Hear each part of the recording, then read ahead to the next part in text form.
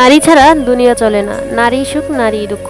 একজন নারী পারে সারা ঘরে আনন্দ বয়ে আনতে, সুখের সংসার তৈরি করতে, আবার একই নারী পারে দুঃখের বন্যা বয়ে দিতে, একটা মানুষের বয়স 70 থেকে 60-এ পরিণত করতে, অর্থাৎ 10 বছরই কমিয়ে দিতে।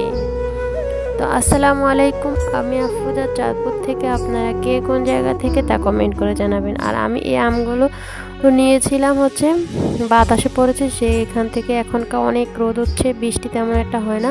তো আজকে একটু বৃষ্টি হয়েছিল, সেই বৃষ্টির বাতাস থেকেই এই আমগুলো পড়েছে। আর এখন এই বছরের আমগুলো খেতে তত একটা মজা লাগবে না, কারণ প্রচুর রোদ, বৃষ্টি নেই, যার কারণে আম খেতে মজা লাগবে না। রোদের কারণে আমগুলো পেকে গেছে মনে হবে, কিন্তু আসলে খেতে অত মজা লাগবে না, টকটক লাগবে। তো এই গাছের আমগুলো অনেক মজা, কিন্তু এই সিজনে একটু টকটক হবে, কারণ এবছর অনেক রোদ, কোনো বৃষ্টি নেই, বৃষ্টি ছিল না, তার জন্য হবে। তো আসসালামু আলাইকুম, আমি বলতেছিলাম হচ্ছে নারীদের নিয়ে। আসলে একটা নারী চাইলে একটা সংসারে অনেক সুখ বয়ে আনতে পারে, অনেক অল্প সময়ের মধ্যে অনেক কিছু করতে পারে। আবার এই নারী পারে সারাক্ষণ নানান জিনিস নিয়ে জ্বালিয়ে পুড়িয়ে ছাড়খাড় করে দিতে, সামান্য জিনিস নিয়ে চিৎকার চেঁচামেচি। একটা পুরুষ সারাক্ষণ বাইরে থাকে, পরিশ্রম করে, কষ্ট করে, ঘরে আসলে স্ত্রীর নানান কথায় তার রাগ হয়, অভিমান হয়। সে অভিমান নিয়েই তাকে জীবনযাপন করতে হয়, সংসার করতে হয়। কারণ এটা মানুষ চাইলেই 2 দিন পর বিয়ে করতে পারে না। বিয়ে করাটা মুখের কথা না, প্রেম একটার পর একটা করা যায়, কিন্তু বিয়ে একটার পর একটা করা যায় না। আর আল্লাহ তাআলা মানুষকে দুঃখ দিবে, সুখ দিবে, এটাকে মেনে নিতে যে পারবে সেই সুখে থাকতে পারবে। তো এই তো আমগুলো ছুলে কুটে ধুয়ে নিয়েছিলাম, তারপর ছোটো ছোটো পিস করে ফ্রিজের মধ্যে ডিব্বে রেখে দিয়েছি।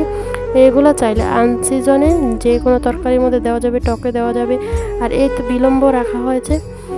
এই বিলম্ব গাছে ধরলে বেশি দিন থাকে না, অল্প দিনের মধ্যে এগুলো নরম হয়ে যায়, পড়ে যায়। তো আমরা এগুলোকে সংরক্ষণ করে রেখেছি ডিপ ফ্রিজের মধ্যে। আপনারা চাইলে খুব সহজে এভাবে রাখতে পারেন, যেই কোনো জিনিসই এখন ডিপে রাখা হয়। আর আমকে আমি যেভাবে ফ্রিজ করেছি ঠিক সেভাবে ফ্রিজ করে যদি রোদে দেওয়া হয়, তাহলে সেগুলো হয়ে যাবে হোলি। আর এই হোলি দিয়ে টক রান্না করা যাবে, মাছ রান্না করা যাবে, দিলে আমের টকটা বেরিয়ে আসবে, খেতে অনেক ভালো লাগবে। তো আর এই আমি ডিপ ফ্রিজে রেখেছিলাম, আর ডিপ ফ্রিজ থেকে নামিয়ে আমি তারপরের দিন রান্না করবো হচ্ছে টক। আর আলুগুলো আমি কুকার থেকে সিদ্ধ করে নিয়েছি, যাতে আমার রান্না করতে অল্প সময় লাগে। আর এই তো ফ্রিজ থেকে নামিয়ে নিয়েছি আম। এই আমগুলো দিয়ে আজকে আমি রান্না করবো হচ্ছে টক। আর এই টক রান্না করতে গেলে লাগবে হচ্ছে গুঁড়ি, আর না হয়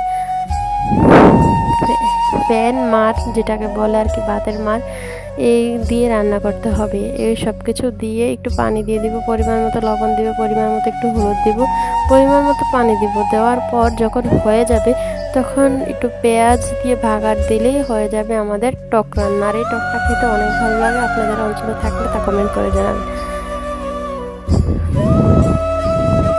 জীবনকে যে মানিয়ে নিতে পারবে সেই আসলে ভালো থাকবে। আর